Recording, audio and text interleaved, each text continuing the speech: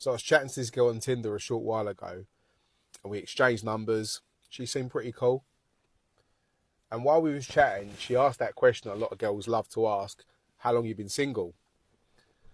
I've never asked that to a girl, but the girl always seems to ask it. So you always end up finding out anyway.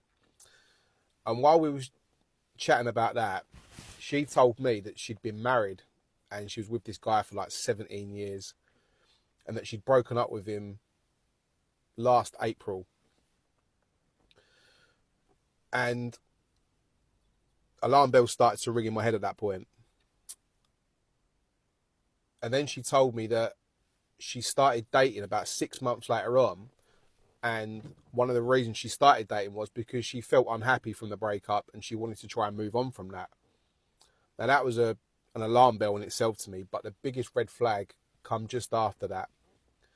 So she started telling me about how they broke up. She was just volunteering this information.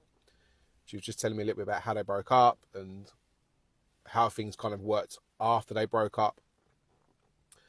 And while she was telling me about this, she would say things like, oh, he's a dickhead for this, or he's this and he's that.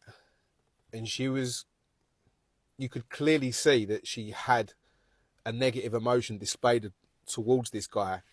And for me, that is the single most biggest red flag that you can spot. If someone you're dating or someone you're just chatting to is not over their ex. There's loads of different signs you can tell if someone's not over their ex, but this one is one of the biggest ones and the biggest ways to tell if someone's not over their ex.